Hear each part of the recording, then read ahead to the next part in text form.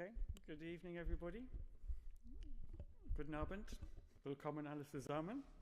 I'm Alistair Hudson, the Artistic Scientific Director of ZKM, and welcome to Matters of Evidence, a conference on how to unearth and manifest material traces, which will be revealed in itself tonight with our two keynote lectures, and tomorrow with a conference starting at 1 p.m.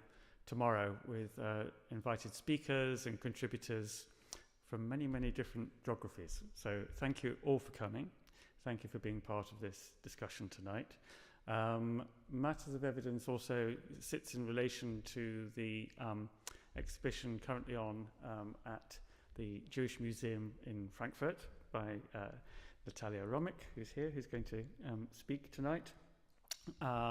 And that was curated with Kuba Schrader, who's also here and have been involved in not only organising that exhibition, but also taking those ideas of a type of practice which is investigative, which is revealing things we previously hadn't seen or previously weren't connected, and in a way creating new ideas of truth, perhaps, or not, as Dan might also articulate tonight. And it's also worth saying that this conference over 2 days is part of a process. It's a way of thinking about how we work and produce exhibitions and content here at ZKM. And tomorrow, when we have the actual kind of intense discussions with our different contributors, that is part of a process which is going to create an exhibition on the theme of Matters of Evidence, opening in September later this year. So in a way what we're doing is we're constructing a set of ideas, and we're in a way following Natalia's practice in some sense, that we're crafting a way of research in order to produce new content and new ideas.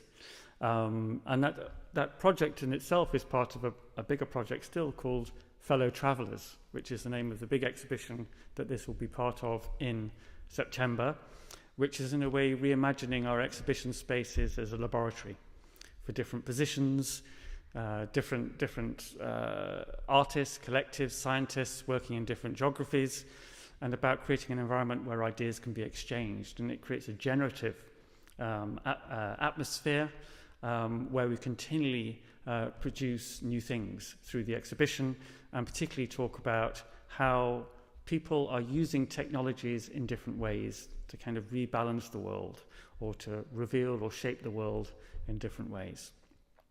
But I won't talk about that too much today. We can talk a little bit about it tomorrow. But first of all, I really wanted to welcome Dan Hicks, who is always a pleasure to host. And Dan Hicks is, for formalities, is Professor of Contemporary Archeology at the University of Oxford in the UK, curator of the Pitt Rivers Museum, and fellow of the St. Cross College, Oxford. And on his website, he describes himself as working between art, archaeology, heritage, anthropology, material, culture, and architecture. And I study human duration not just to contemplate, but to intervene with the ongoing presence of the past in our shared contemporary world. And Dan is also the author of a number of books, but most notably in the last year or so, a book called The Brutish Museums, which I think was described by the Los Angeles Times as a bombshell. But I'm sure you're going to enunciate on all those ideas. And then after Dan has spoken, Natalia Romik is going to give a presentation about her work in the Jewish Museum in Frankfurt and this overall project, which is about the architecture of survival and discovering and revealing these histories. So I won't talk any more, and I shall invite Dan up to the stage to take over. Thank you.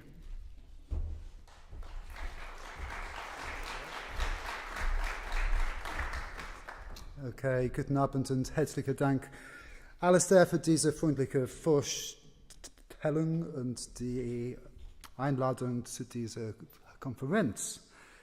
Vielen Dank auch an das ganze Team hier am ZKM und besonders am Kuba und Natalia. Ich freue mich sehr darauf, Natalias Keynote zu hören und im Rahmen meines Vortrags einige Fragen aufzunehmen und zu diskutieren, die ihre Arbeit Hideouts, Architekturen des Überlebens behandelt. Und ich wechsle jetzt ins Englische. Thank you, Alistair, for that wonderful introduction. And it's so exciting to be here at ZKM at such an important sort of moment for this institution as it moves into a new phase. And it is really exciting, as I say, to be at one of your events. In the time available to me, I want to speak, of course, or I have to speak in some ways in the context of war and enduring militarisms of different kinds. And for those of us in the cultural sector, of course, we encounter that in terms of this thing which is called the culture war, and which, in a lot of my writing, I have encouraged us to think about not as a culture war that's emerged in the past 5 years or so, but a war on a culture which has a history. It has a history that goes back to the later part of the 19th century. It has a history which is intertwined with a form of militarism that has a relationship to the colonial. It has a relationship to forms of supremacy, but which operates not, as we might sort of naturally think, only in terms of the fake racial sciences of the 19th century, but also in terms of the idea of sort of culture being co-opted for the purposes of arguments over supremacy or ideals of supremacy. So what that does is it means that we have to think about the militarist in the longue durée, but it also means we have to look at this thing that in the second bit of the title I'm calling realism. So in the talk, what I want to do, in order to look at the limits of the ways in which we use objects or materials or sort of traces as we see from the abstract of the conversation for today, the conversations we'll be having over the course of the weekend, I want to look at that in terms of the interplay in between the fabulative, the impulses for fabulation and impulses for realism.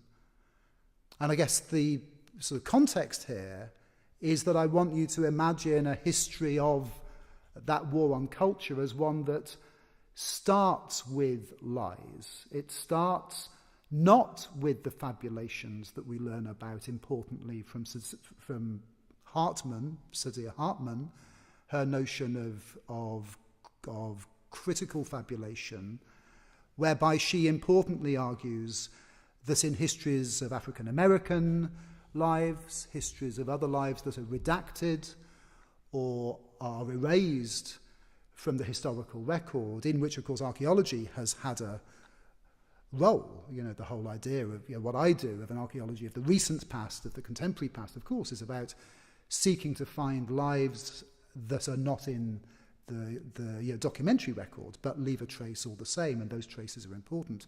Her work, importantly, seeks to fill the gaps in those records, in the documentary record, with her imagination, and to tell stories, and to say that we actually are able to tell histories when there are, gaps in the record. Even if a part of the violence that in the past was done in the context that she works in was actually that silencing. So I want to flip that work in some ways by saying that while that work is incredibly important, the work for someone like me in this space, as a curator in a museum, as someone that works, as we heard, between art, architecture, archaeology, anthropology, the four A's, as Ingold puts it, My work in some ways is not to make things up myself, but to look at how people like me have made things up, and how those things present sometimes as if they are evidence, but that in some cases the traces from the past are not simply things we can read as evidence in a simple way. And that's where the second book in front of you comes in, the idea over capitalist realism that came in Mark's book from the late 2000s, where his argument, of course, was that capitalist realism, as he put it, is fundamentally about how we can't imagine the world otherwise. One of the sort of aspects of late capitalism is that we simply can't imagine the world being any other way. So I want to argue that the colonial fabulations and the militarist fabulations of the later 19th century hardened over the generations into a militarist realism and into an enduring colonial realism. So this, for me, fundamentally, and this is the main sort of opening point I want to make, as an archaeologist, I'm not simply interested in what survives and seeking to assemble the traces of things which we can weave into a narrative to understand the past, better. So I have to also ask, how have those things been made to survive? And at times, that sort of process of the taphonomic, as we would say in archaeology, what is it? How does something either decay or end up sort of preserved? Sometimes there's agency in that, and sometimes that agency is not the sort of agency that we tend to like in social theory, but is actually the sort of agency which is seeking to lie to us. So here's an example of a lie being removed. We're in Bristol in the southwest of England in the summer of 2020. You need to be careful. If you look at this for too long, you'll start to get a little dizzy. But that's kind of the point. Let's embrace the dizziness. Let's watch Edward Colston fall. And let's think about what the debates over monuments and statues were all about. I'm going to take you through three examples, of which this is my first. One is a sculpture, or in fact a couple of sculptures. One is a painting and one is a photograph. And I'm going to try to say that each of these has a relationship to a certain, history of war, and that it also has a relationship to the real or to the unreal. So this is an image of a man who lived in the 17th century, who was a slave trader, but his image was erected in 1895, many, many years after he died.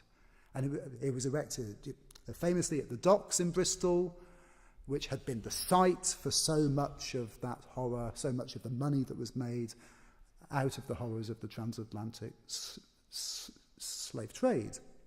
And he lived on in this sort of second form as an object for 125 years until he fell 4 years ago now. When they had held the case, the court case, for the so-called Colston Four, who were among those who you see in the background there, who were part of the removal, the judge offered the jury, two sort of crimes that he felt they had to weigh up. So one was obviously the crime or the damage against your property, against the public, property in the city. But the second was the potential of every day you leave this figure up is a kind of hate crime. And so the moment of the acquittal of the Colston Four, where a jury said, actually, we're going to weigh up this sort of crime, this hate crime, as more significant than simply a physical object.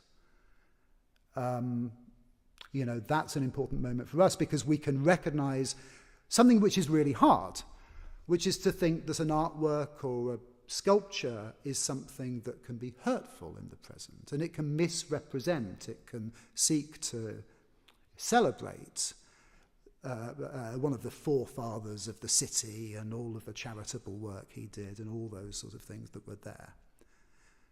Here what's important is the intervention of the museum, because the Bristol Museum authorities, within, hours of the old bastard being drowned in the water in the harbour, they fished him out.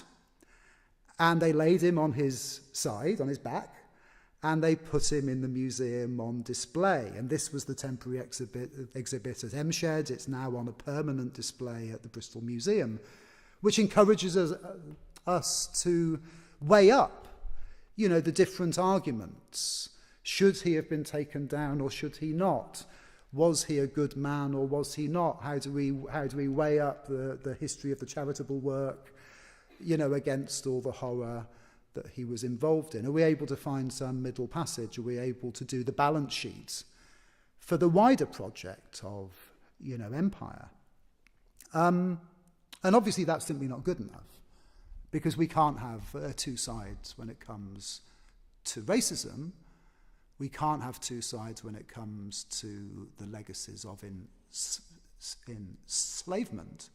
But we also need to be careful, and this is the mistake that the museum has made, not to mix up the man and the image. This is an image from 1895. This is nothing to do with Edward Colston. It's about the memory of Colston.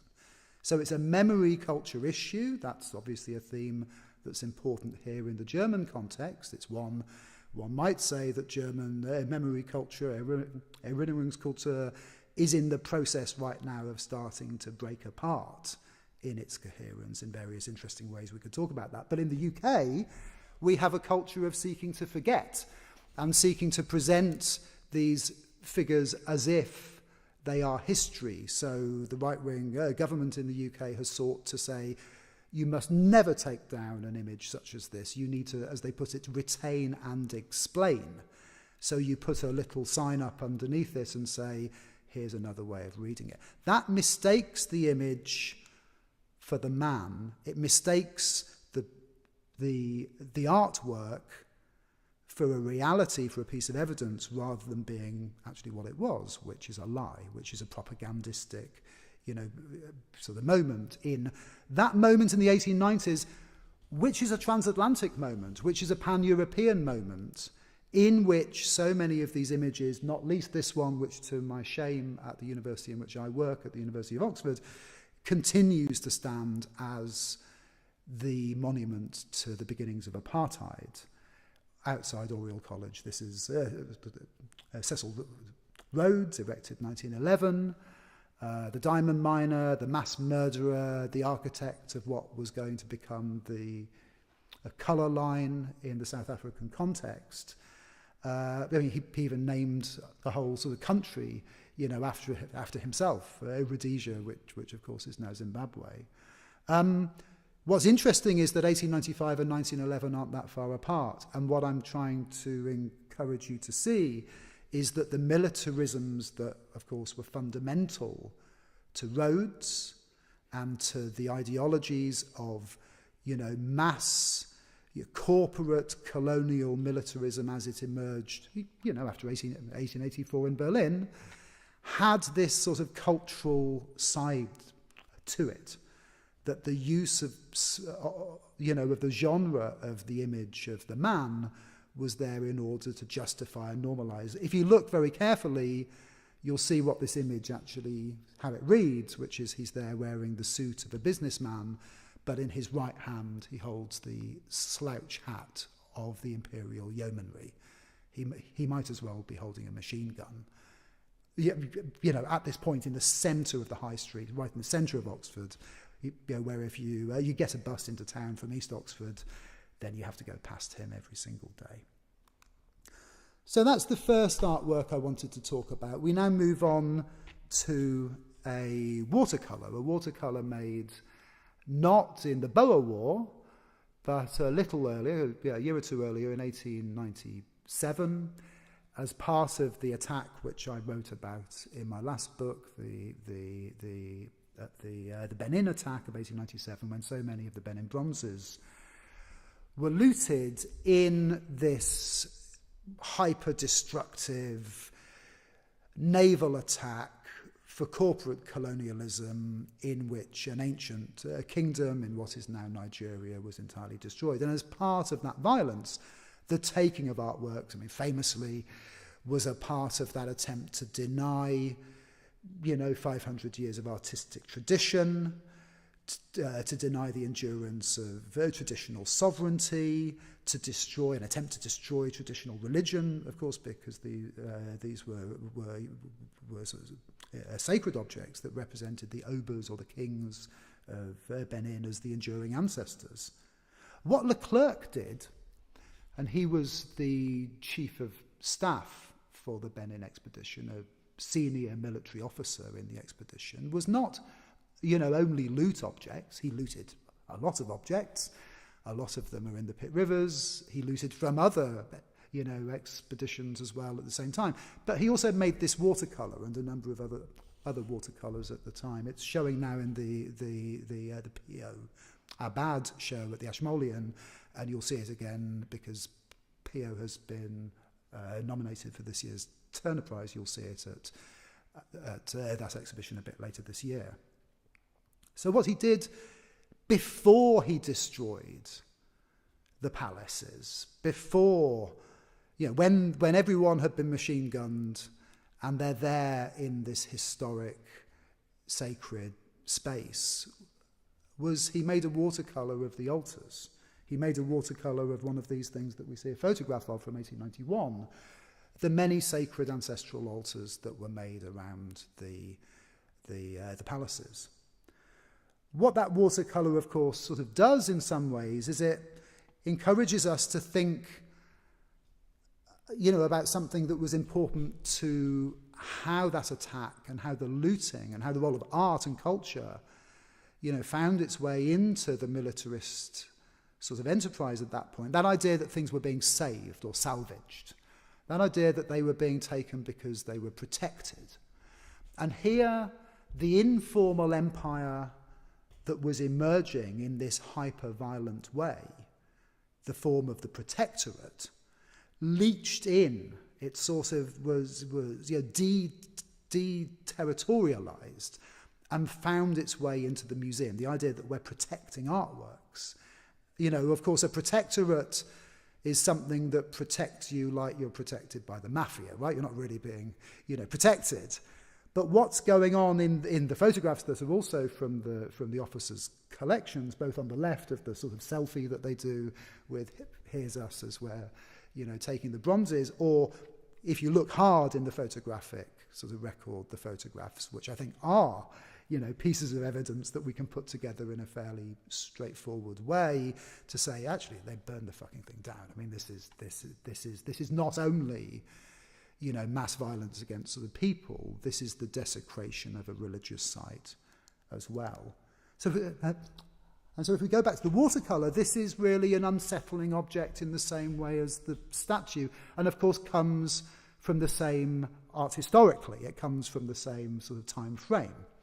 It comes from this era, which in my next book I call the period of colonial fabulation, when these images are being put forward in terms of cultural supremacy in between, let's say, the 1880s and the 1920s. That hardens, I argue, in my next book over the generations into colonial realism, where the lies seem to be so immutable and so certain that we could never give back the Benin bronzes, or we could never remove a statue from the streets, or we could never dismantle the white infrastructure of an institution like this, as well as an institution from anthropology or archaeology. So these are things in which actually art, architecture, anthropology, archaeology are being sort of put to work. And I think in the gesture of the, of the painting, this odd nostalgic moment of recording what you're about to destroy. This is a record not in a, it's not an archaeological record, it's more like the documentation that you might see for a serial killer who wants to kind of assemble evidence of their own crime. So here we start seeing what I'm trying to get at is that we might be encouraged by the theme of this conference to think of evidence in a kind of Holmesian way, in a Sherlock Holmes way, that we're going to detect all the clues and work it all out and piece together the narrative. Instead, what I'm trying to suggest is that sometimes, and actually maybe in quite specific historical circumstances, the model of the detective is maybe something more like a Netflix detective whose sort of past is going to catch up with him or her. And I don't know, those of you that watch more Netflix than I do can help me. I was having a conversation with someone earlier trying to think, who is it I can compare to Holmes?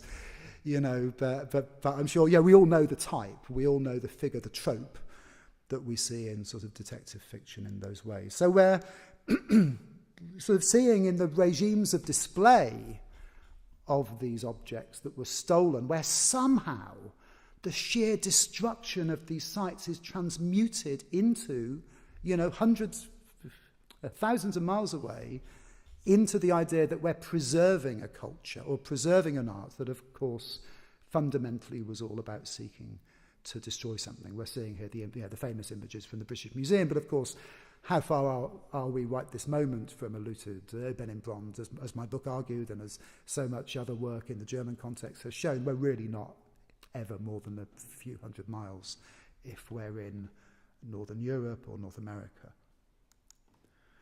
So my third image is a photograph. And for the third image, I want to reflect on the argument put by Susan Sontag, which we might just want to interrogate a little bit. And so I edited a book called Archeology and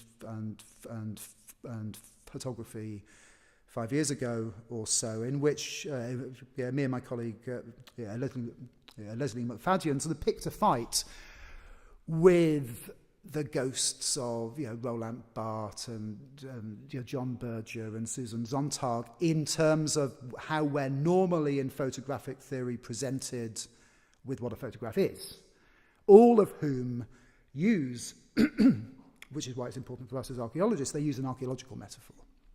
So a photograph, we're often told in that literature, is a frozen moment of time.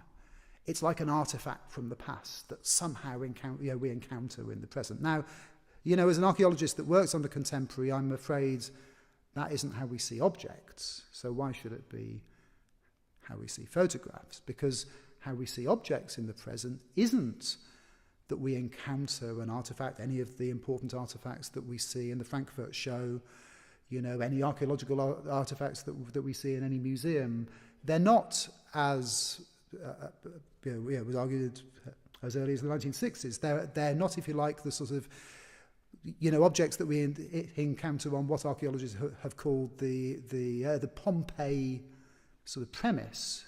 The idea that, like in Pompeii, there's a freezing of things because the volcano comes down, everyone's sort of petrified into stone, and then we see this moment of time.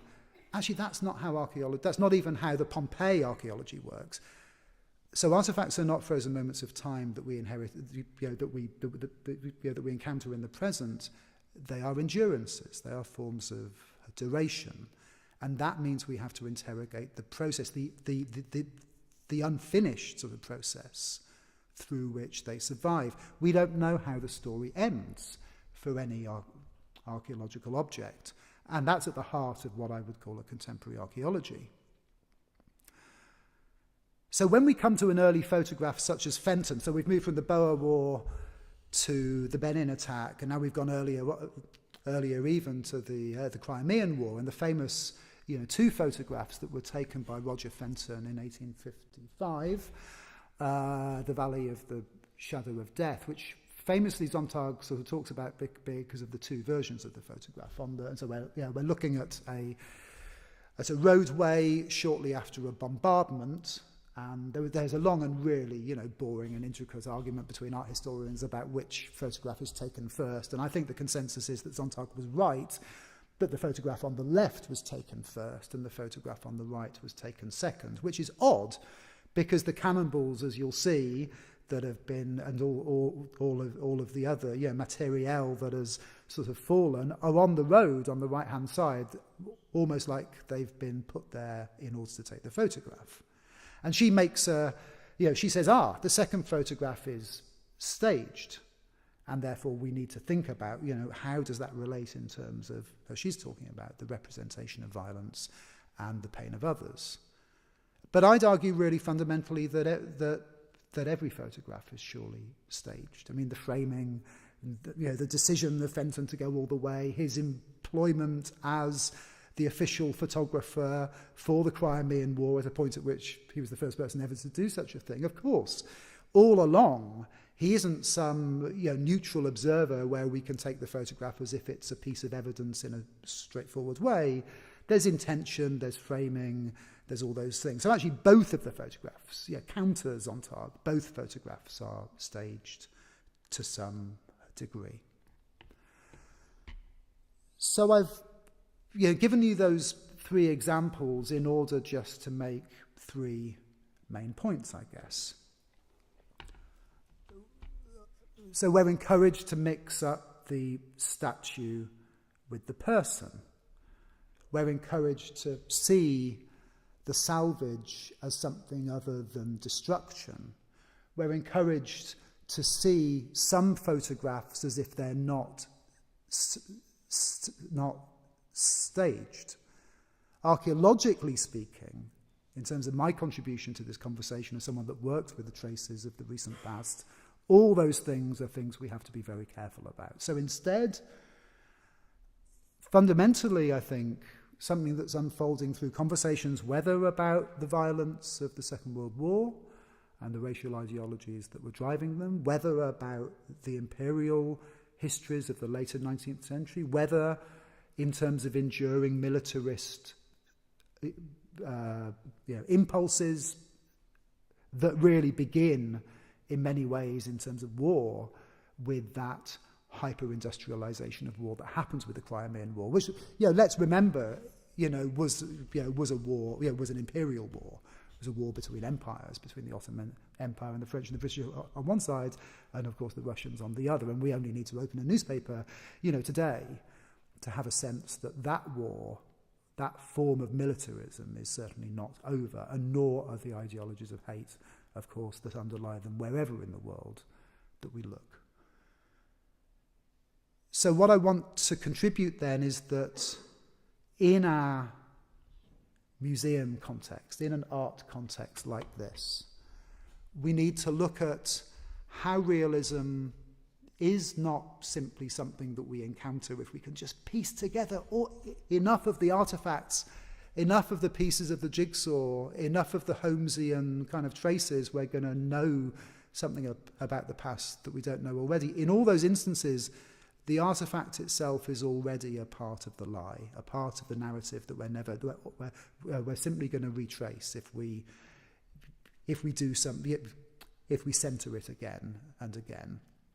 So fundamentally, as an art, the art historian in me hopes that we can start that, hard task of seeing how our fields of art and culture were put to work for the purposes of the misrepresentation of the world, whether that is in the lecture rooms with, who's there in terms of citation practices, whether that's in the museums in terms of who is shown, in an anthropology museum and how, how living cultures are presented as if they're dead, how archaeology is used in that process in order to tell a certain story based on the hyperaccumulation of cultural objects in sort of Europe and North America, but also in institutions like this that feel sometimes like they might be more straightforward, but still have their barriers, have their lines that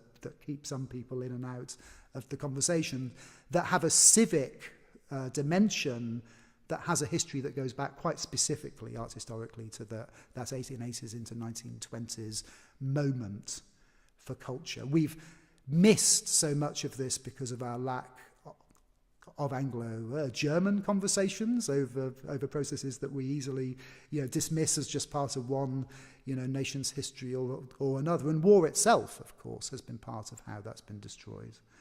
But I think fundamentally those fabulations and those lies, while we absolutely learn and continue to learn from the work of Hartmann and others in terms of how our imagination, and it's a very good example in this exhibition that we're talking about how artistic interventions can help with repiecing a narrative together that's been destroyed.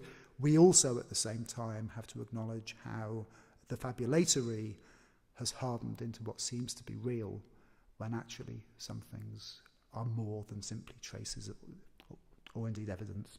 Thanks very much.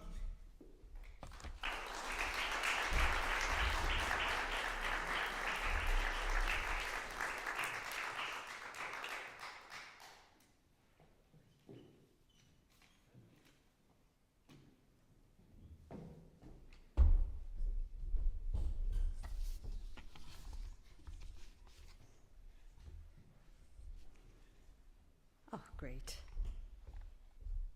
Hi. I will start in English, so maybe I will have enough challenge to answer one question in German. So, dear guests and of course dear conference contributors, I'm really glad to be today with you, and I'm really, really happy, and thank you to ZKM for organizing this lecture and supporting this conference. Thank you so much, Alistair, Daniel, Gloria. Thank you, Kuba, for bringing us here together. And very briefly, I would tell you the story about one of the first project, Nomadic Shtetl Archive. And also I would like to introduce to you the story of the shtetls, because they are very much important in the context of my research. And my research and practice are dedicated to the investigation and also preservation of the Jewish memory, but especially its material and architectural traces. Over 12 years, I'm very much interested in reviving the forgotten legacy of shtetls, small formerly Jewish towns. So in Yiddish, shtetl, plural shtetelech, means a small town. Shtetls, they existed in Central Eastern Europe before the Second World War. The term connotated a settlement with a large and very compact Jewish population, which differed from neighboring peasant population in religion, occupation, language, culture, and as well architecture. And shtetls were generally large enough to support a basic network of institutions essential to Jewish communal life. Hence, you can imagine in every shtetl was at least one synagogue, ritual bath place, cemetery, schools, framework for voluntary association that performed basic religious and communal functions.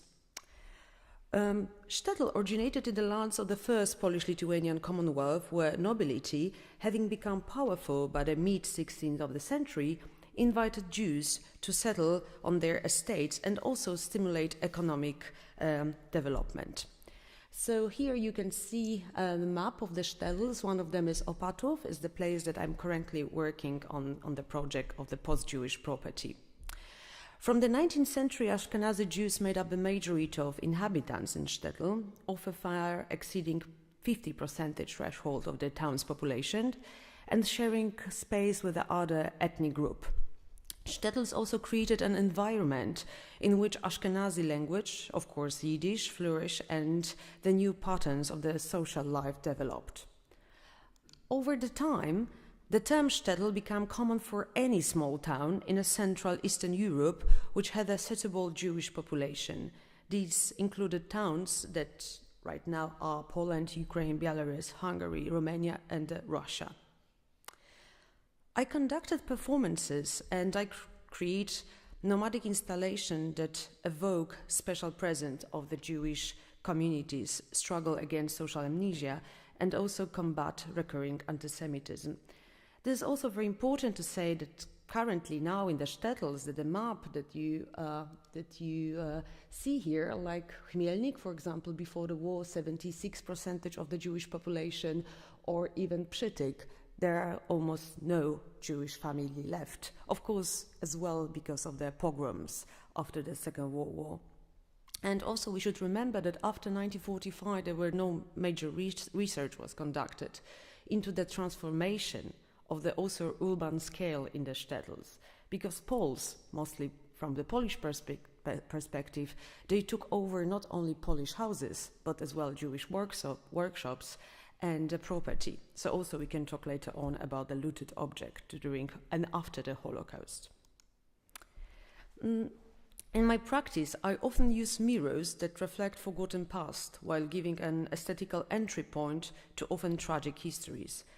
And my installations and design, they serve as an approachable tool. It's like a very nice word in Hebrew called shames. Shames means a helper.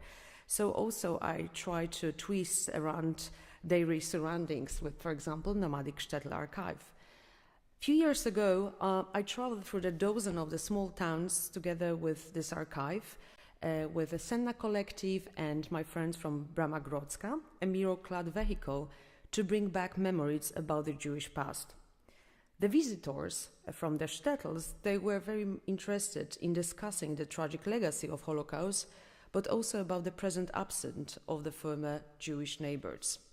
The stories that I heard were not sugar-coated, so people were willing to share very often tragic experience and did not shun from the difficult subject like anti-Semitism, but also political currency. One of the main aims for me was to liberate and to make public the archives of the Jewish Historical Institute and Polish Academy of Science and collection of the NGOs and the private individuals. So one of the most important sources which I used to have a glimpse into the former urban reality of the shtetls are memory maps, Itzkor book, mind maps drawn after the Second World War by Holocaust survivors.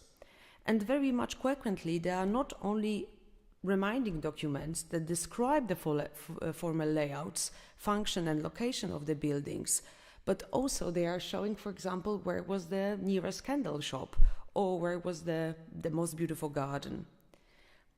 So here you can see also different shape of the memory maps. Sometimes are very organic, but also they possess an aura of actually the previous function. And every research that I started to work with was with Mr. Jan Jagielski, who passed away 4 years ago, and as well Hiding Places. That was the place that I actually spent a few weeks together with Jan. A nomadic shtetl archive is a piece of mobile architecture which travels in a southeastern Poland, following footprints of the former Jewish town and exploring the layers of urban memory. Some people call it like mobile shop or mobile synagogue. So archive was built in a mobile trailer. The walls and roof were constructed from wood and covered with the plastic mirrors. To enhance people's interest in archival materials, we designed with Sebastian Kucharuk adjustable doors that we were like hanging, for example, these memory maps. And we have also independent light system and electricity to be really sure that we will stay in a market square. So, for example, here you can see a heart of the Kotsk city. Before the war, 50% population of the Jewish population. Nowadays, nobody from the Jewish population, of course. So the main use for me using the mirrors was to disappear, to merge with the landscape and also emphasize the importance that what was exhibited inside, because we have also library inside, which changed in every shtetl. So here you can see also in the front of the archive, we carried out discussion, workshops and screenings. But inhabitants were not only passively absorbing documents, but they play a role of the co-researchers. So they helped me to find new materials, fill in archival gaps, and locate, for example, original buildings or sites from archival photographs, find traces or polychromics.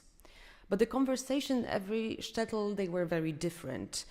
We talk about problems with privatization, lack of the social knowledge about their own history of the shtetls, but also very cruel capitalist revitalization at the beginning of the 90s, but also pogroms in the 30s made by Poles.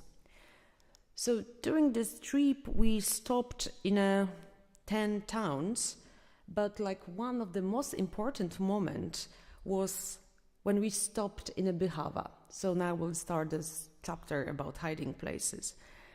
But this nomadic form as a research form was very fruitful, because I think it's brought me, like, I would say altogether more than 30 photographs, testimonies and oral history.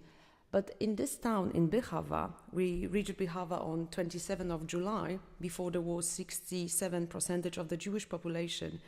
In early afternoon, during a conversation about localization of the mikveh, like Jewish ritual bath place, somebody brought to me documents of the Jewish pupil found in an attic, in a former hiding place in one of the Bychawa house. So that was the moment when I started to wonder, in what architectural condition are the hiding places nowadays? Has anyone ever researched them? And that was a crucial point. I would say now that architect, artist, curator, historian, but especially artist, we never work alone. The scholarly research is always dependent on the collaborative effort, background work and support in practice and theory, which actually often remains invisible to the public and curators, researchers. We always are we're supposed to be always in one coalition. In the case of the Hideouts, architectural survival was through many years a group effort that we were able to explore the history and architecture of the 9 hiding places in Poland and as well in Ukraine.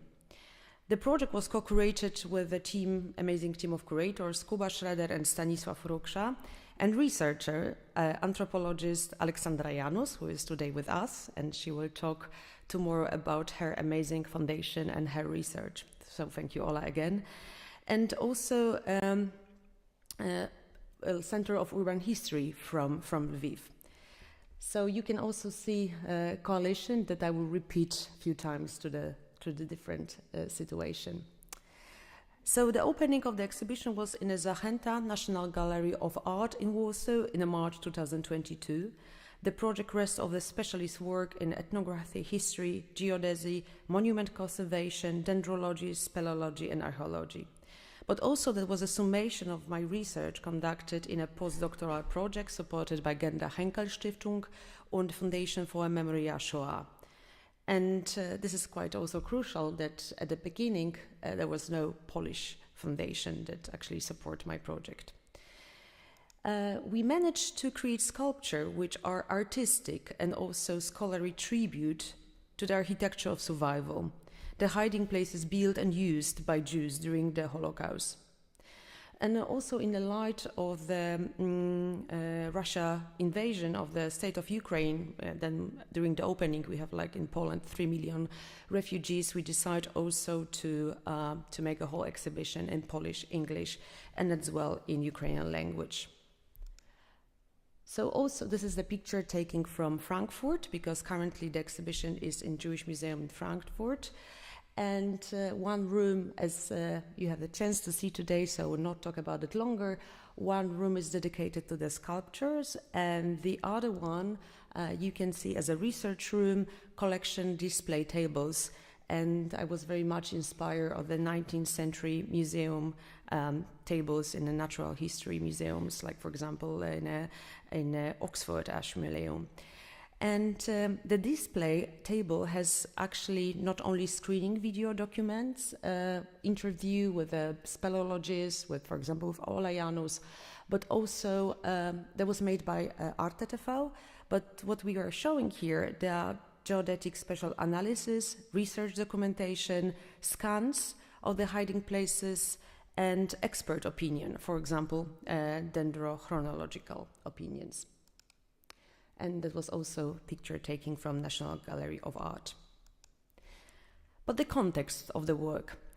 The subject matter of Jews going into hiding and the assistance they had received has appeared in a various research contexts of the Holocaust, but still till now we know so little about hiding places themselves. Why? For once, because of erosion of the places, but also because the researchers have focused on the fate of those in hiding and the rescues. So the topic of the Jews in hiding and those who helped them It's actually one of the most important books. They are like Marta Zobel-Tokarska, Desert Island, Burial Grave, Wartime Hiding Places of Jews in Occupied Poland, Anna Bikon-Cendlerowa w Ukryciu, but also this tome edited by Barbara Engel-King and Jan Grabowski, Night Without End, A Fate of the Jews in Selected Country of Occupied Poland. So here you can see one of my favorite drawing by Jonas Stern, Hiding. It is also estimated that during the Second World War, out of the 3 million Jewish citizens who lived in a pre-war Poland, only 50,000 survived Holocaust by being hidden among so-called Aryan population. Some of them then managed to survive by themselves, while others were helped by their compatriots.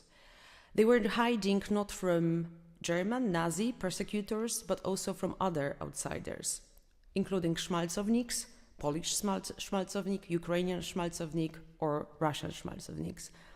Most survivors has to refurbish existing architecture, attics, sewers, but as well cellars, to serve as the hideouts, or build the new shelters, or adapt themselves to the new shelter, like caves or a sewer system. But the basic infrastructure of survival did not only had to conceal people, but also sustain basic life function. What does it mean? Provide shelter, food, water, dispose. And that was a geographic focus of the research in Poland and Ukraine. So you can see, Alistair is not working, but this is abstract Poland and let's say today's territory of Ukraine, which a part like a Żołkiew, Lviv, and as well Wertreba and Ozerna Cave, that was a Polish territory before the Second World War.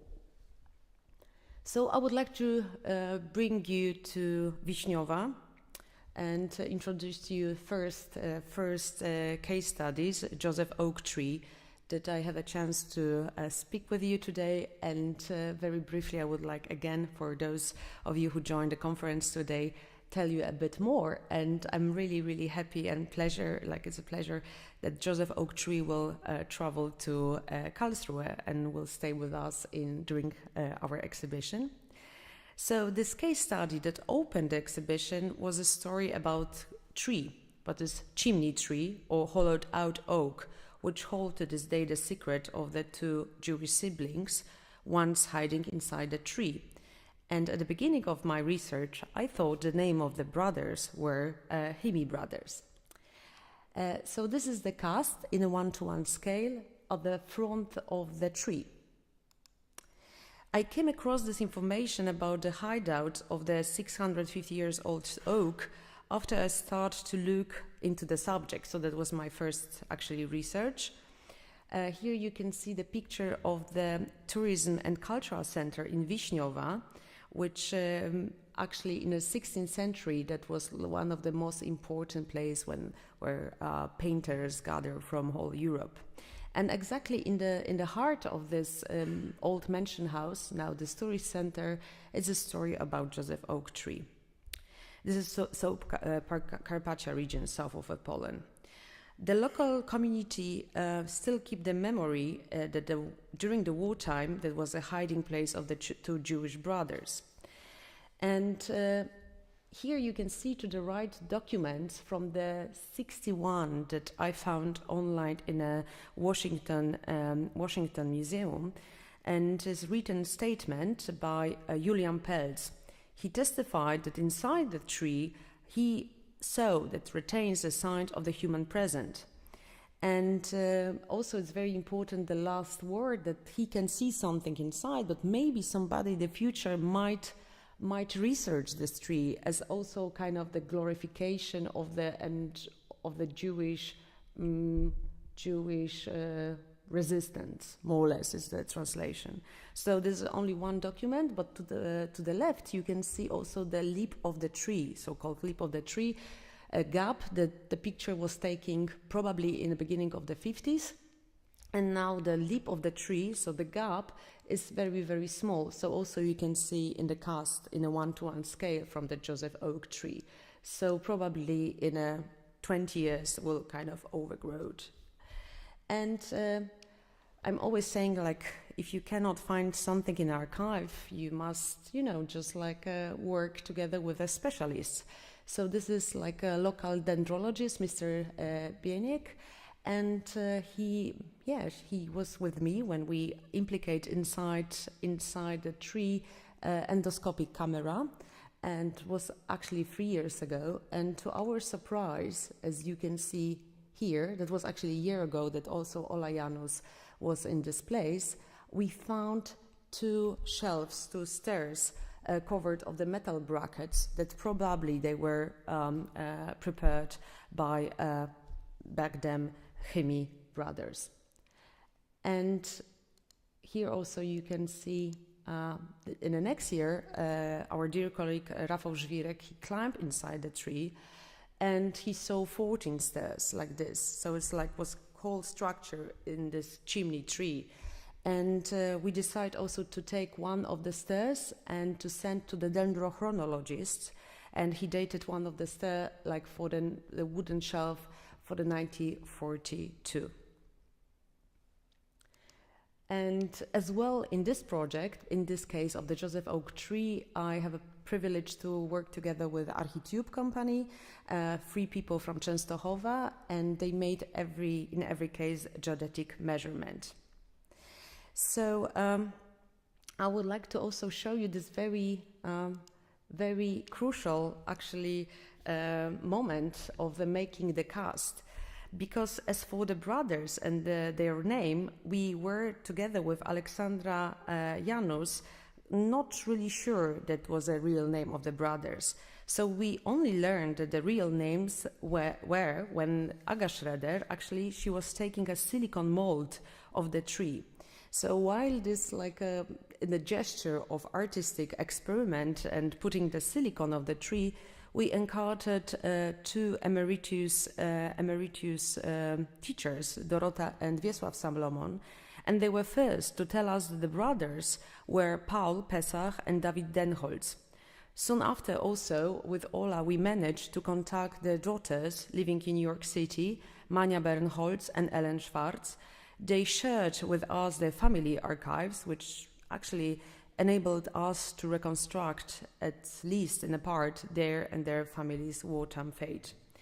And also I would like to say that David and Paul Denholz, they came from nearby Stettel, Frischtag, and there was not only one hiding place that they stayed. So after escaping 1942 from concentration camp Płaszów camp, they hid in surrounding forests, shelters and the farms.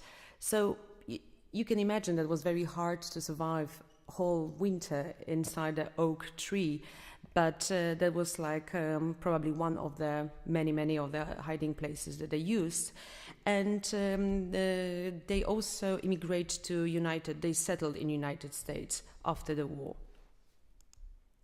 And here you can also see the whole procedure, how we make the cast. I would say that I envisioned the sculptures as a mirror-like imprints of the historical hiding places. They're actually involved the use of the classical sculptural casting technique. The exhibited hideout representation are the outcome of collaborative effort. Aga Schroeder, Oleg Konoshenko and Rafał Żwirek. There was very much intensive process of applying silicon to the surface of 650 years old tree. And once the silicon structure hardened, the gypsum master mortar and scaffolding were applied to it in order to protect the form of the future sculpture. But in a actually final step, so that will be a final step, accurate one-to-one cast of the hiding section were created from acrylic mixture. Once completed, they were sent to Piotr Pelz conservation studio in Wrocław, and they were silver-plated using a method well known in a monument conservation and applied to sculptures also in a sacral architecture. And there was a whole procedure of polishing polishing the sculpture. So, for example, the small part of the Joseph oak tree took me 9 hours. So also you can feel the procedure. And we had also interview with Piotr Pelz, with his team in our exhibition, about his artistic and also artistic tools that he used during this very, very complicated procedure. And the silver on the cast, for me, is also tribute to amateur architects who actually, they have sometimes like tools, let's say spoons or knives, mostly building hiding place in the nighttime, and fear of the neighbors, not only German but also Polish neighbors. And I think this silver and the tribute, that's why I was showing to you Nomadic Städte Archive, because also we can talk about this hauntological idea of disappearing, merging and melting in a environment, but they will probably age. They will be maybe brownish and black in 10 years. So also the surface of the sculpture, they will be very, very different from now. So now I would like to show you a project in Warsaw, in the heart of the Jewish cemetery. In a quarter number 41, so it's visible inside, it's an Orthodox quarter. There was a hiding place created during the war by a few people, Isaac Posner, back then cemetery director, intendant, and the stone mason Moshe Aroniak. Again, the people who can build before the war, they have some tools, you know, they knew how to build the shelters. So the whole hiding place was made by whiling and breaking up a pit prepared for the grave, which resolved a roughly square room that could accommodate actually several people standing. So the ceiling, this is a picture taken from drone, was formed from the Jewish tombstones, matzevot, and placed in a 4 tram rails. So actually in this picture to the left you can see one of the tram rails. The hideout provide temporary shelter, again temporary, for the members of the Posner and Aroniak family, but it was used by several people. And Posner and Aroniak actually did not survive the war, but some of them died, they were shot nearby the spot in 1942. So this is a picture with one survivor, Abraham Karmi, formerly Abraham Stolbach. And this is the picture taken, I think, 3 years ago with Alexandra Janos. We also produced a small book about this hiding place, the history of the family, but also how we can think about commemoration, especially back then in Poland, commemoration was connotated with a really right-wing, I would say, accumulation of the capital that was spread in Poland to provide a massive monument commemoration. But our goal was to, I will come back to this, to commemorate this place as archaeological survey in a very simple way to protect the place. And I'm still hoping next year we will start this whole procedure. Now also I can send you the book, the PDF. And together with the Rabbinical Commission and with Dr. Szymon Renalczyk, we made archaeological survey, finding some coins, as well as some pieces of the matzevot. And due to the religious law halacha, in Hebrew, we should also protect the area, so not dig deeper than 15 centimeters. And also you can see this graphic design prepared by Piotr Jakowenko, actually who was shot and who survived living in this grave. And the whole procedure of making the cast was really the same how we designed the cast from the Joseph oak tree. Yeah, and this is the picture that representing this event taken from my mom with a very bad quality, but somehow with Daniel we really like it. And let's maybe stop in Żółkwa. Żółkwie, before the war, that was a Polish city. And that was quite a different story because we know quite well the story because of the Clara's Kramer testimony. That was a hiding place hollowed out in the ground under the private house on Lwivska Street. And who was hiding there? There was a Schwarz, Patronage, Stecken, and Mellmann family. So this hiding place was established in the house of the latter, which, in agreement with the people, actually family of the Beck, they actually provide Jewish people shelter. So actually at the peak of there was a 20 months from 1942 till 44, 18 people hid in this place. Actually, making long story short, everyone except one girl survived. But now this is like a private house, Ukrainian families living here. And of course there is no commemoration. Mrs. Irina, she said like it's only one commemoration and she will keep this place because it's for her it's like a physical testimony of the place. Although it's very cold from the below, from the cellar, and her family are still kind of working to kind of maybe, just like protect this place. What does it mean? Like destroyed, because it's really, really hard to live during the winter. So also you can see how we made investigation, like how we make like scans. So the place is much larger, how the family thought. It's more or less 75 quadrat meter. And in our exhibition, we are also showing the drawing of Clara Kramer with her kind of normalization of the life, how she named kitchen, bathroom, bedroom in every actually corner of this house. At the end of this presentation, I will also show you a short 1-minute video. And also with Oleg Konoshenko, Ola was also there. We decided to make, with Kuba actually, that was your idea, to make a cast from the entry of the parquet. Yeah, so this is the sculpture that is actually entering the exhibition in Frankfurt. One of the most complicated parts of my research was actually hideout in a city sewer system, canalization system in Lviv. During the Second World War, dozens of the Jews hid in the city sewer system in Lviv, including a group gathered around Ignacy Higer, who were helped by Leopold Socha and also other sewage workers. Higer, together with Beresitsky and a man called Weiss, they prepared a passage to the sewers by digging a tunnel in a cellar under the barracks in the labor camp, into which the Lviv ghetto has been transformed at the beginning of the 1943. So Higers, with the whole family, and Christina and Krisha and Paul, went down into the sewers with a small group in 1943. And also, mostly everyone survived. At the beginning, that was 70 people, 21 were chosen by Socha. And a group which Higer family actually, they stay like the longest time in a small channel of the sewer system.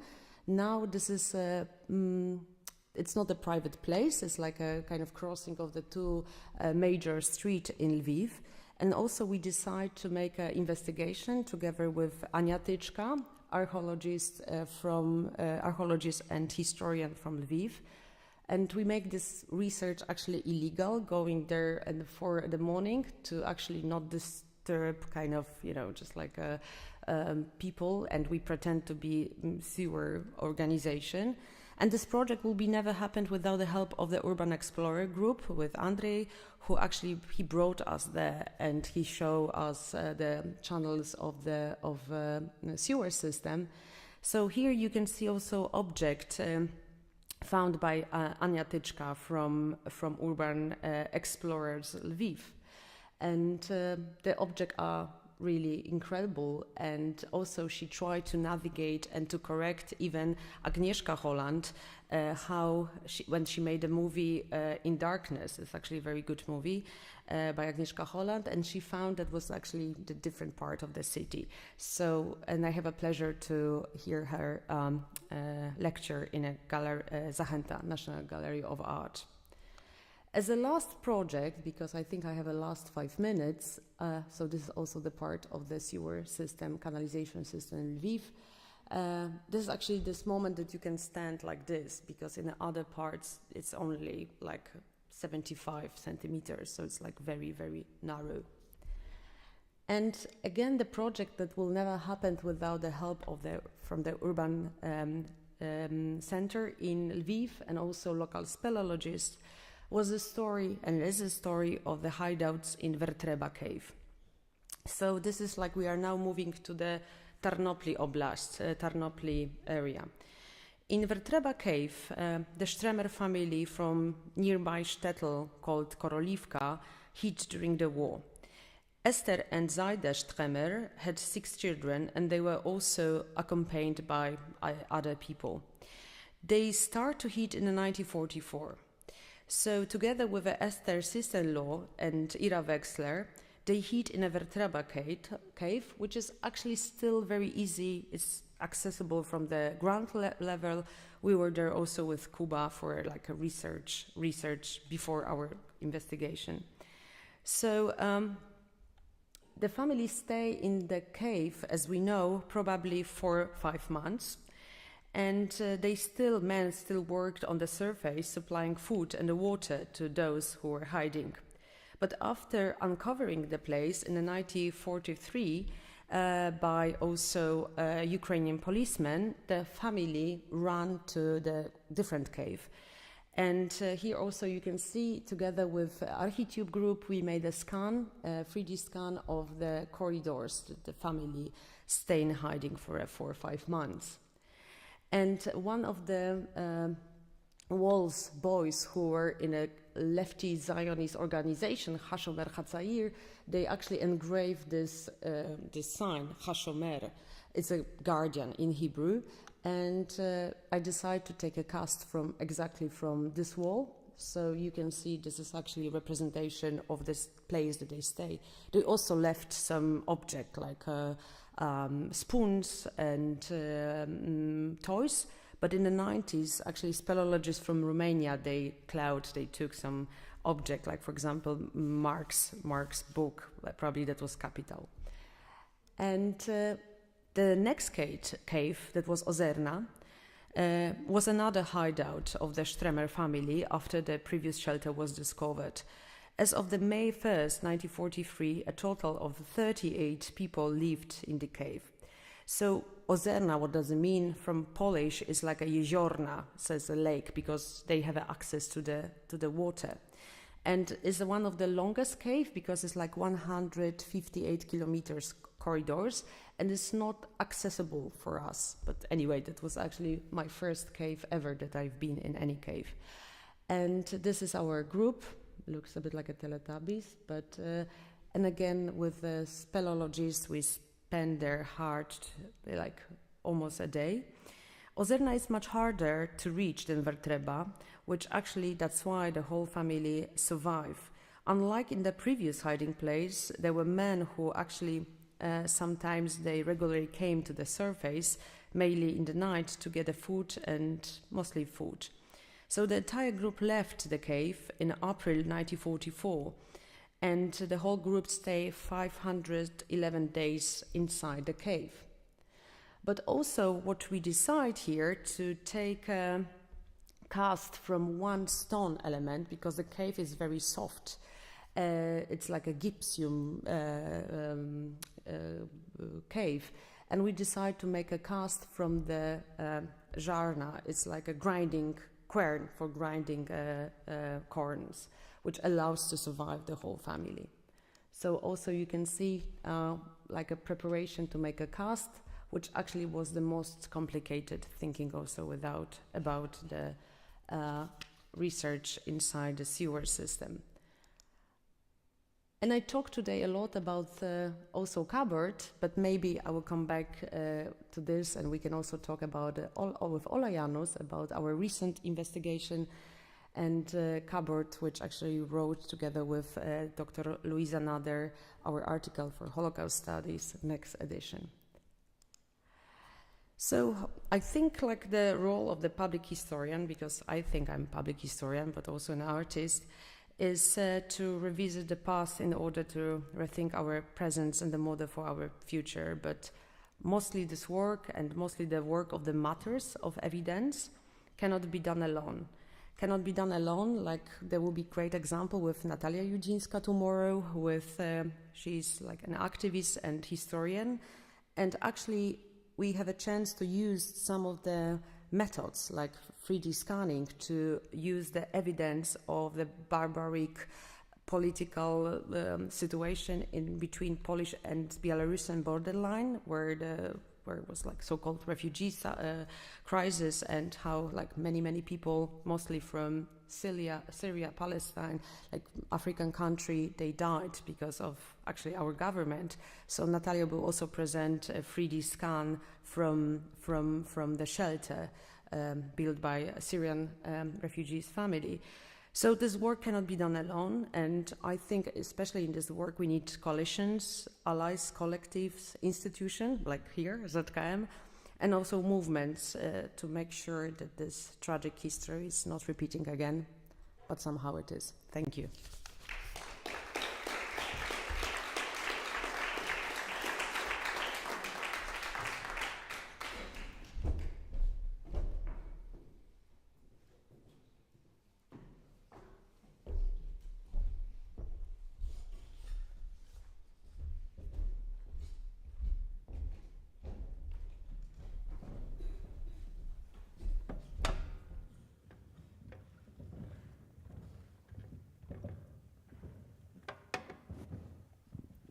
Okay, thank you both very, very much, Natalia. Thank you for that. And Dan, your very thought-provoking start to proceedings. And by the way, also as I said, for me, I think the bad cop Sherlock Holmes is I think it's Abel Ferrara's Bad Lieutenant. Is probably the reference point. It's like the worst detective ever in the history of moving image. Not Netflix, though. Maybe there's a Netflix version. I mean, I think it'd be quite nice anyway to open up, the last 30 minutes or so with a discussion. We can, keep it discursive and open. But I just wondered about starting with this phrase that you had, which is the sculpture is not the person. That kind of struck me.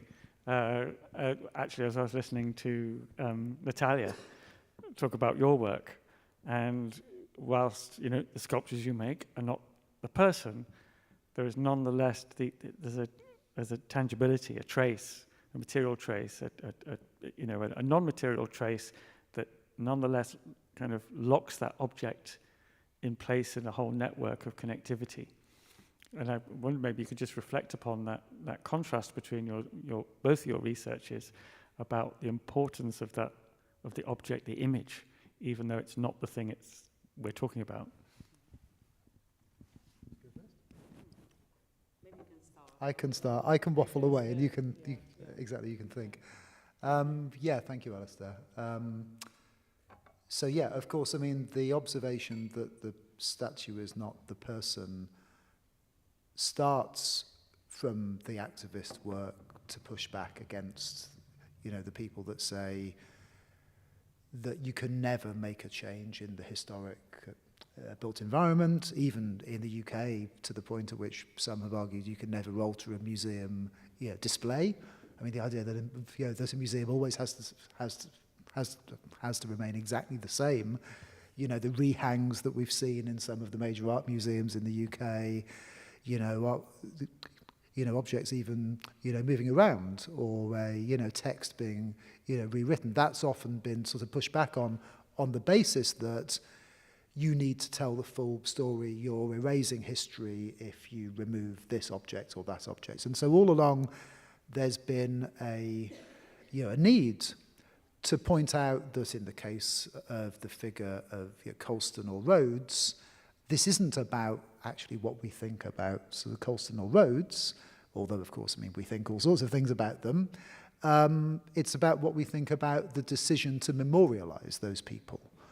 So I think what we've got is obviously, the methods and the practices that archaeology and heritage and art, meet on, the sort of landscape in which they meet, relates to something incredibly powerful, which of course is at the heart of your work, which is that you can use objects in order to, you know, ensure a certain form of memory, a way to humanize the past, oddly, even though you're using objects, you know, that can happen. But that, in the past, in some cases, has been used, you know, for very different ends.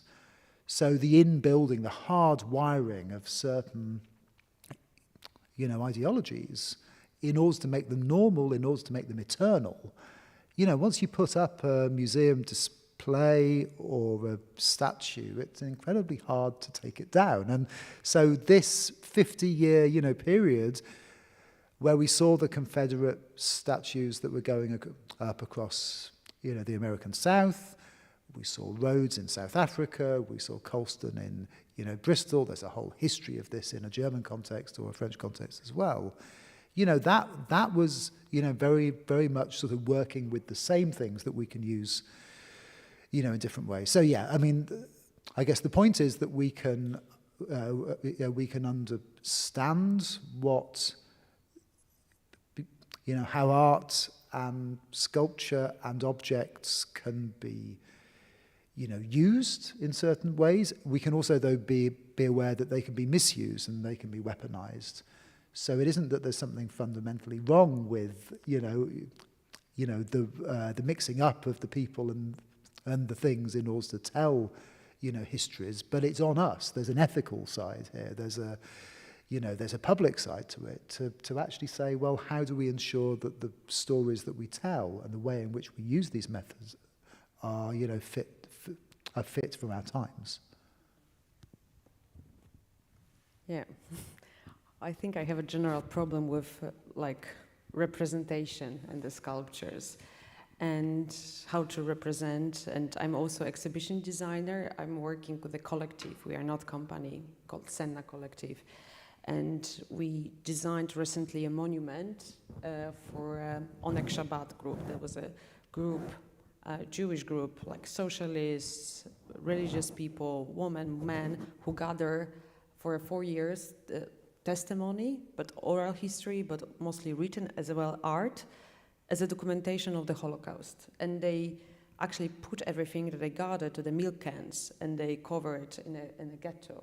So after the war, one of the 43 people, they were able to actually find these cans and what we know about Holocaust because of the Onek Shabbat group.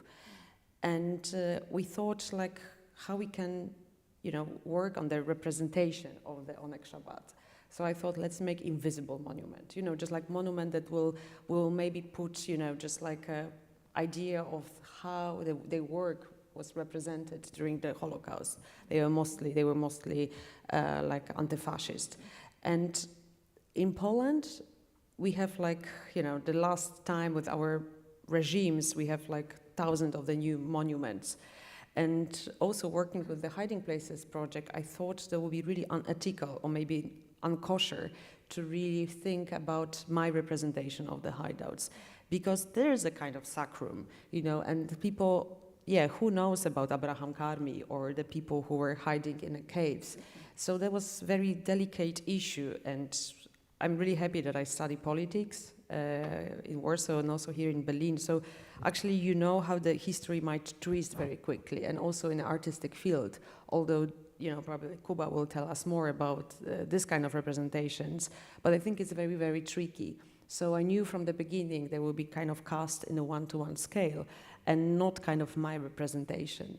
And also we talked about the silver and also like a mirrorish surface, which I think it's really challenging to show this kind of glorification and a tribute to this amateur architect. So yeah, just like also I'm thinking, Dan, about your presentation and also this kind of changes and what is true and what is not true, and how we can also, you know, like think about this kind of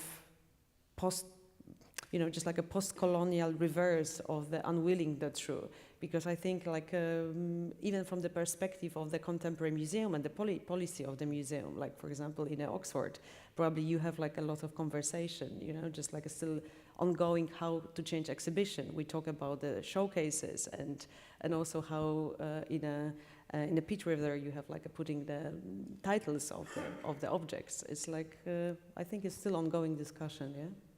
Yes, exactly. I mean, I think we're all dealing with, and I love that thing about, the invisible as well as the visible, because, actually, I mean, we're dealing with, legacy institutions that take all sorts of forms, and they take the form of the format for this evening. They take, the form of, who gets funding and who gets to speak, and,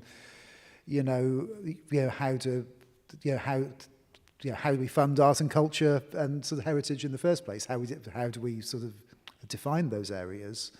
So yeah, I think, I mean, looking at, when they tore down roads in Cape Town, which we didn't talk about this evening, but was such an important, moment, because of course in 1994, apartheid ended, and then in 2015, there were, at the University of Cape Town, there were students that were born after the end of apartheid who continued to, suffer institutional racism, everyday racism of all its kinds, in all its forms. But then also at the heart of the campus, there was this enormous image of Cecil Rhodes, who'd sort of created it in the first place. So, the idea of working with the legacies of those pasts was really tangible. The understanding from the undergraduates was absolutely, we need to remove, this isn't just an artwork that we need to contextualize. But then after he came down, one of the most important signs that was held up at the protests said, now for the invisible statues. What are the invisible statues in those ways?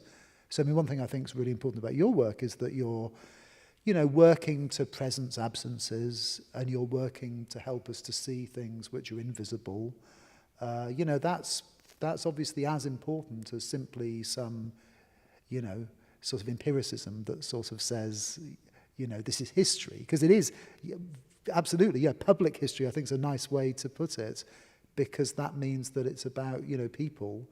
It's about that idea that maybe history is something that that can't just interpret the past in different ways, if I may just, with apologies to Marx, but actually change the past rather than just interpret it. Yeah, and it's interesting with your work, Natalia, that in a way many of the actors are still around. They're still in conversation. And, Dan's really talking about, centuries of space sometimes between what happened and how it's visualized. But with you, you're still able to have that connection with the people. And I was wondering how they feel about this work going in museums and suddenly becoming, in some sense, people pay to go to museums, it's a spectacle, it still operates at that level. There's a curious visibility about these works as well, where it slips into the art world mechanisms. But how do they feel about that? But you mean like people who are visiting exhibition, or I mean the people, your co-researchers in effect, or your, the families, the interviews.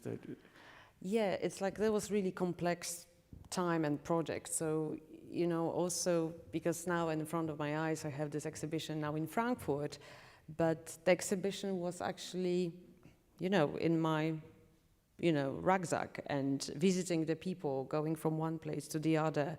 If they contribute to the history, they contribute not only from the archival perspective, but also from this kind of network of the friendships, just like the people who actually invite us with Ola to their house, that this family from Wiśniowa and Frycztak.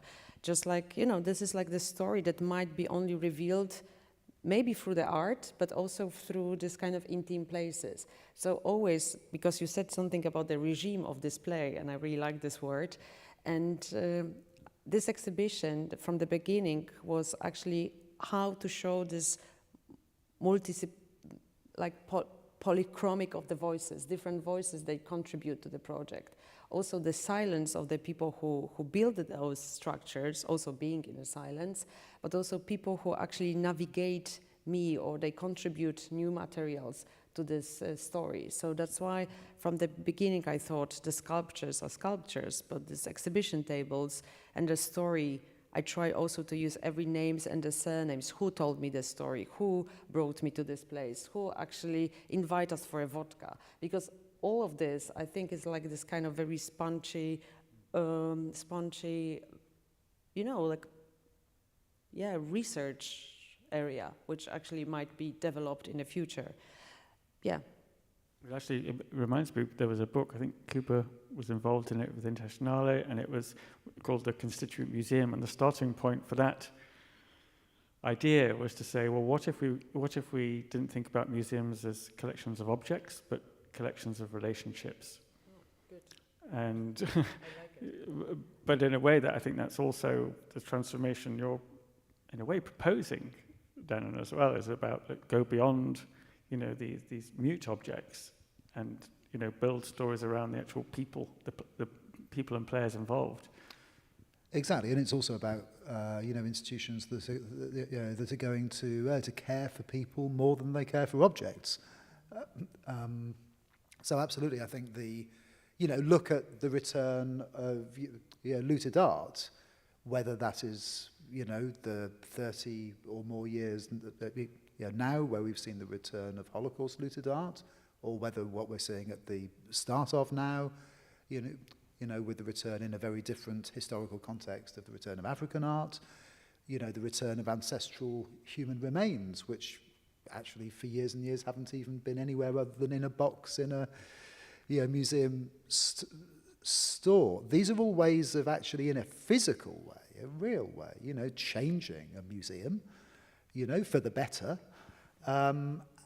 And the way in which they work on a case-by-case sort of basis, none of it happens fast, but it's about, you know, putting the people, you know, before the objects in some way, and having to be ready to dismantle those old arguments from the curatorial world about how we care for things, how we, you know, protect things, and, you know, the museum as a one-way street, or the museum as a prison or a carceral space. You know, there are all sorts of histories in which absolutely the museum is involved in the history of carceral capitalism, as well as every other form of capitalism. But I think what's important about, the human-centered side of the narratives that you're telling, you know, is that it chimes with the way in which we, you know, in institutions across art and culture, we are, you know, seeing change in different ways, which is a tangible as well as, you know, and it's a social thing as well as simply a alteration in the professional, you know, ways of doing it. And it's an ethical change as well, which I think, I mean, I've actually never been more optimistic about art museums and anthropology museums at the moment, you know, than I am at the moment, I think, in, you know, 30 years of working in this sector. Wow, I'm also optimistic because, you know, like the looted object and during the Holocaust, like visiting those shtetls was not really easy to talk with the people. Oh, you are working in a old Jewish workshop, or you have like, you know, I can see this like a Jewish table or silvers in your house. And mostly shtetls now, actually the people are voting right. So it's not easy to start this conversation about the property. Together with Magda Waligórska, we are starting the project with Humboldt Universitet. We were reused nomadic shtetl archive, and our plan was to go to Belarus in 3 years. Probably we will not manage, but we will go to Poland and to start the discussion. It's a really amazing book. It was in Yiddish and now it's translated into Polish by Zanin, the guy who after the war was visiting hundreds of the Polish cities, shtetls, and he play actually like he talked with the English accent, and he played a role of the like British aristocrat / journalist. And he just like arrived at the Jewish houses and he said, okay, yeah, I need a glass of the water, so tell me the story about the house and also the property transfer, but in a very polite way. And sometimes he saw, which I think is like really amazing, Orthodox Jews to actually recollect the story of the collapsing of the Second Temple. They sometimes provide in a corner of their houses like non-paid, like a small patch. and sometimes they put the patch to remember. And he saw in the Polish Catholic houses, you know, this patch in the corner of the houses, like, and he said like, oh, what the patch is doing here. So, you know, just this kind of material traces, that would be, for me, like the most important to find this kind of patch, but probably since the years you cannot find any trace like this. And in my recent project about Opatów, the small town, you know, just like a wooden architecture is collapsing. You cannot see almost like no wooden houses or wooden synagogues you can forget about it. But also there was the idea how to bring the wood to Warsaw and to make an exhibition of the post-Jewish property. So the maps in a geodetic department in Opatów, I found with Justyna Koszalska-Schult maps, when it's written actually in Polish in a like a quarters of the town, pożydowskie, pożydowskie, pożydowskie, which means post-Jewish, post-Jewish, post-Jewish. Until now, there was no discourse about, like, let's say, to be honest, Polish colonialism. And without this helper, this shames, nomadic shtetl archive, coming to their houses like this, like, tell me about the property, I will achieve nothing. So the design and art was this helper, yeah.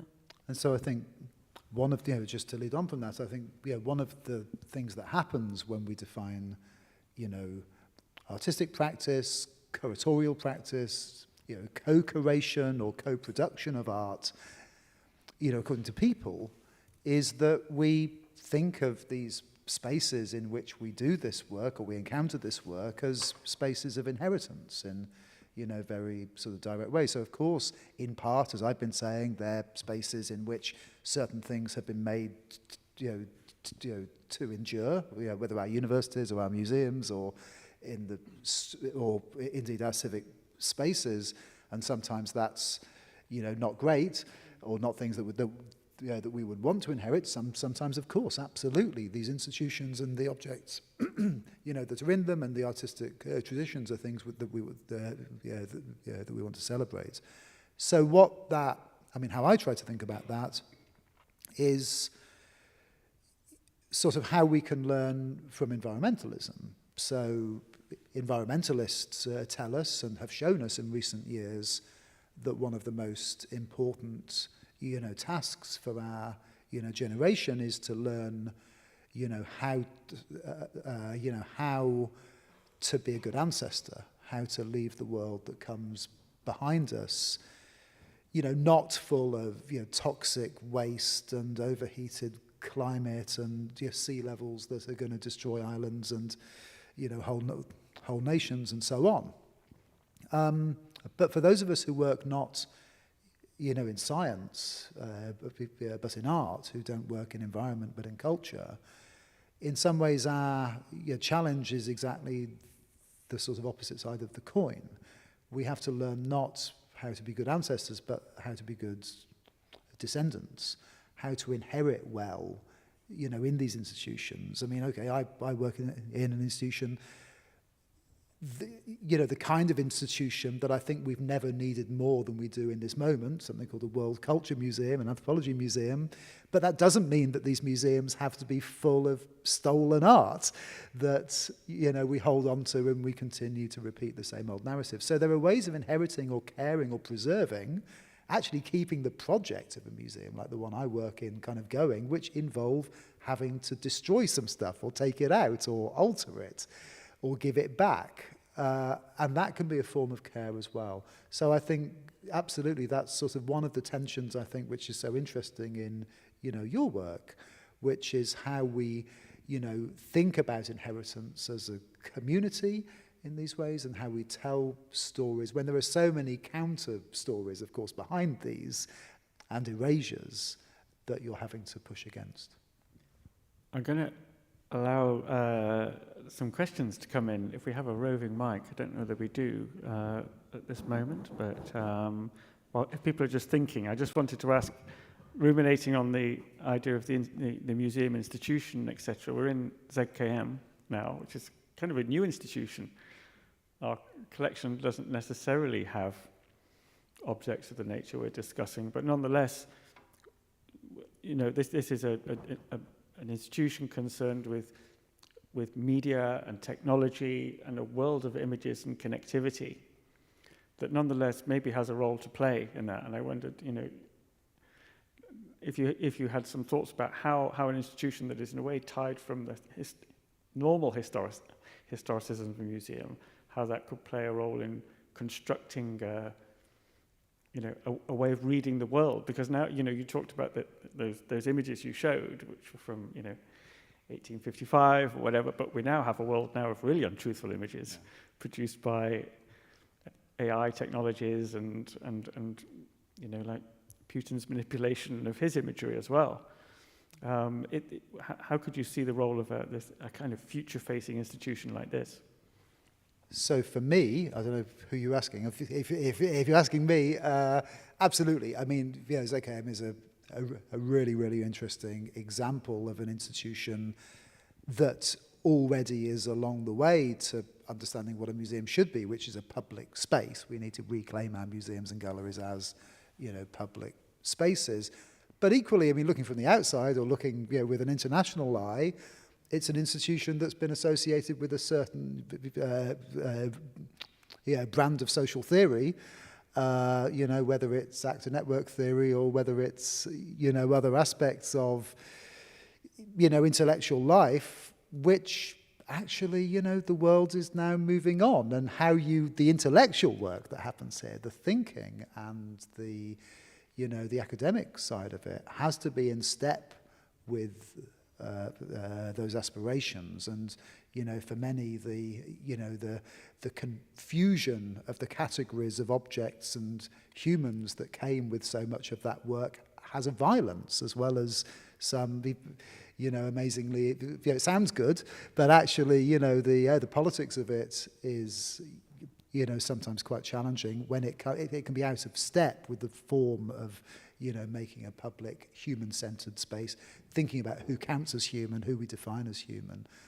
So for me, absolutely, ZKM continues to be an important example of a space in which we're thinking about, not only how to make our museums sort of public, but who counts as human, and ensuring that everybody does in different ways.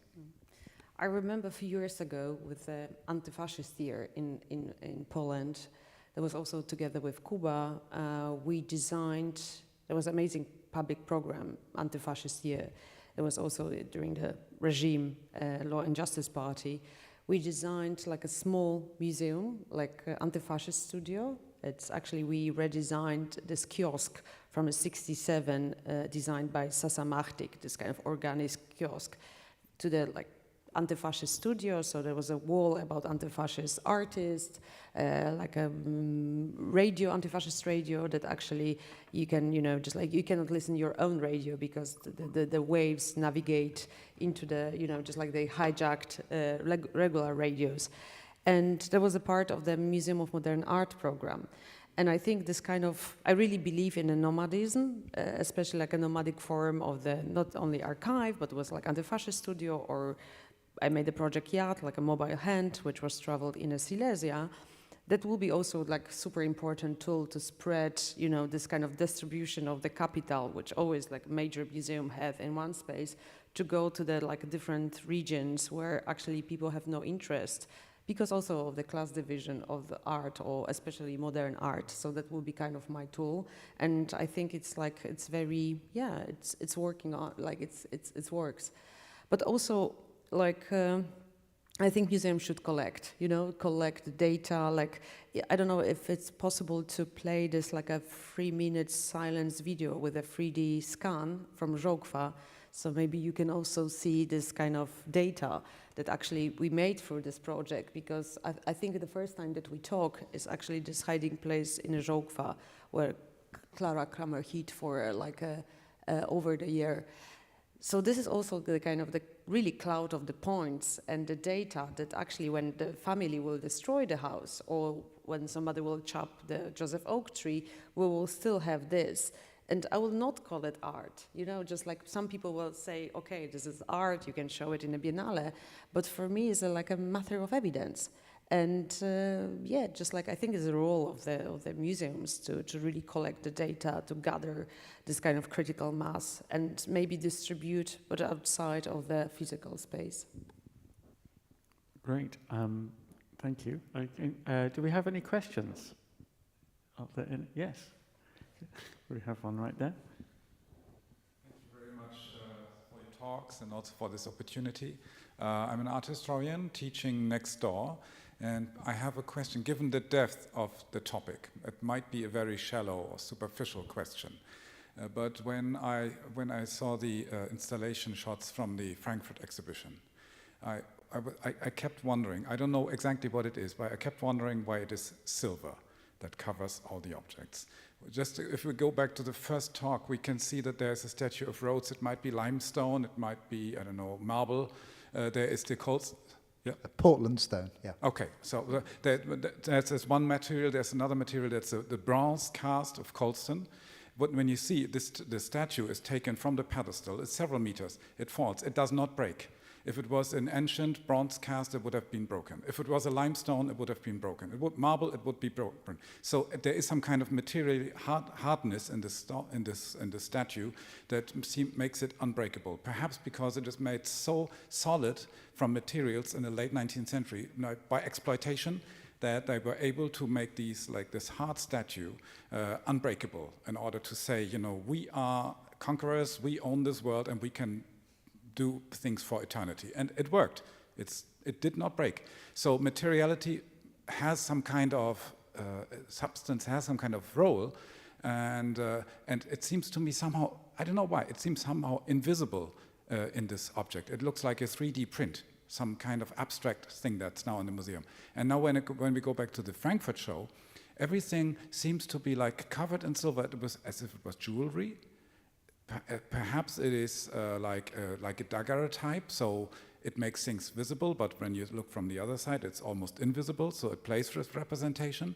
But it always, I think about when everything is silver in a dark room, it looks to me like it is something that makes it hard to say what it is, like what the nature of it is. I assume that this is exactly your intention, your purpose, but I wonder whether you experimented with other ways to, like other colors or other surfaces, matte or white or gray or something like that, or even with glass, because when we see this 3D representation right now, everything's transparent and there's like many layers in history, and if it's just, sorry for being this like investigative, but if it's just a silver surface, it might also push people back.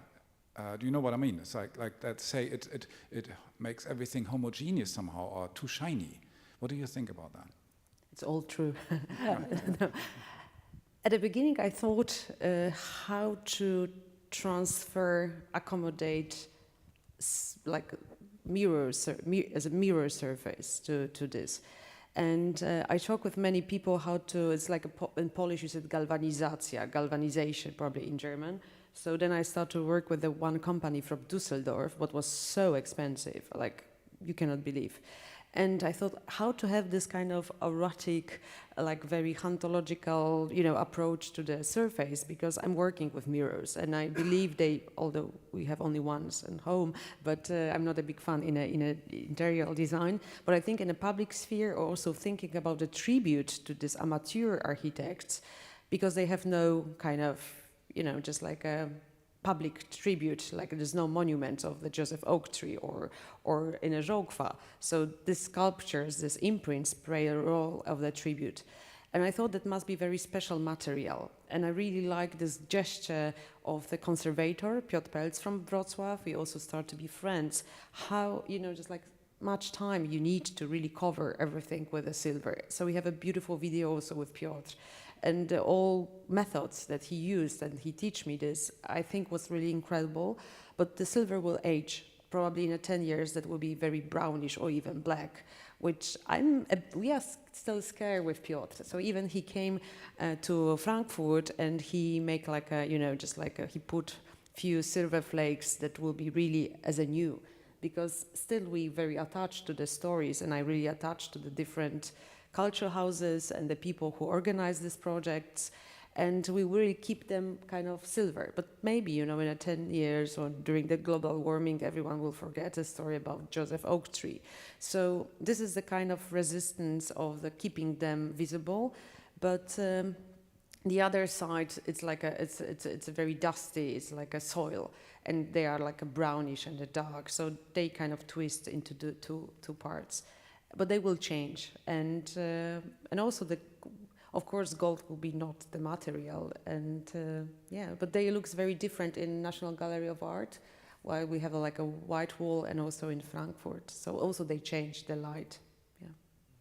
And if I could just add on Colston and the materiality, I mean, and so the museum show him as if the paint that was put on when they put, when he was sort of lying around and had been sort of graffitied, some of the little bits of damage, that becomes simply a patina for, this sort of late 19th century, as you say, incredibly hard bit of, copper alloy, that of course comes out of a region that had been where the copper industry, the brass industry, I mean, they really knew what they were doing, as you say, because for 250 years, that's what the copper industry had been for. They were interlinked with, making the Manilas to go to buy people, in the horrors of the transatlantic slave trade. So now, in some ways, you get the enduring, or certainly in the 1890s, and if you think sort of forward, you've got an industrial and a post-industrial history. We couldn't in the UK make a sculpture like that, exactly as you were saying, how expensive it would be, because the infrastructure has changed, and so there's a link of the wider colonial world and how the brass industry came about, but also an industrial into post-industrial history of how, what is now sort of possible. And so now we're left with just, Anthony Gormley and, not much It's also else. Indestructible. Who's kind of indestructible, exactly. We could talk about how Gormley fits into this some other time. I've got a few thoughts on that. But also, if you go back, I mean, those are versions of sculptures that in a way depatinated. Traditionally, figurative sculpture was polychrome, or it was coated. It's part of that misinterpretation of ancient classical sculpture that is also part of the misreading and the politicization of these objects too. Yes, absolutely. And so in the case of the Elgin or the Parthenon marbles, the fact that in 1938 they scrubbed them and added acid to them to make them white and to present them as this... Make them indestructible. Yes, exactly. And so that's what we call conservation. That's what we call looking after objects, is that level of destruction. That's museums for you. Yeah. Maybe got a couple of minutes for another question. Yes, in the middle there. Thank you very much. I'm a media scientist, and I'm occupied with evidence and forensics TV series, so it's a little different matter, but I have a question for Dan Hicks for your subtitle, Limits and Possibilities of the Forensics. So I wonder if you could maybe elaborate a little bit on your idea of forensics, because in a more narrow sense, you could think of the jurisdiction, of course, in a broader sense, like forensic architecture. I think it will be brought up tomorrow, I'm pretty sure, in the discussion, is on putting more the emphasis on the forensic of the idea of the forum. And I mean, that's something both of you are actually elaborating. So maybe you can say something about your idea of forensics or your definition of forensics. Sure, absolutely. Okay, thank you very much for that. In some ways, I just borrowed it from the title of, what I've been sent, and thought here's something to try and talk about in terms of evidence. But yes, as you say, forensic architecture's work, for anyone that doesn't know it, incredibly important. Example of intersections between sort of politics and art. Where there are. There is a team, an international team, a very large team. It's hard to keep up with all the work that Eyal and everyone are doing in terms of, using forms of visualization and forensics in order to tell untold stories in the present. And, that of course is one model of the forensic. Forensics means there's been a crime, and obviously as someone that works on archaeology of the recent past, it has to be, there's a whole subfield of archaeology which is, dedicated to that, and they use archaeological techniques. I guess I'm more interested in the fact that sometimes the trace is the crime, or, the trace is the thing we're trying to understand. Sometimes the trace is the flip. So I guess what I was trying to say, was that, traces of evidence aren't themselves, simply sort of neutral. That isn't just to say that they're biased. They can actually, be the violence in there, or the problem we're trying to look at or to fix in the first place. And that's why, for example, the case of restitution would be a case where the forensic analysis of what's in the museum might then lead, actually to that object exiting the museum. And in the case of the understanding of statue and what it does in the present, the fact that actually there can be a hate crime in the present, that weirdly an artwork can hurt people in the present, it turns out, we've now learned, actually that's an argument for change sort of in the present. So the forensics would be about understanding that object, as it, as the object of inquiry in itself, rather than a route to get somewhere else. I hope that goes some way to answering your question, but thank you. Okay, thank you. It is time. It is 9 o'clock. Apparently the German football team are playing Scotland, two powers pitted against one another.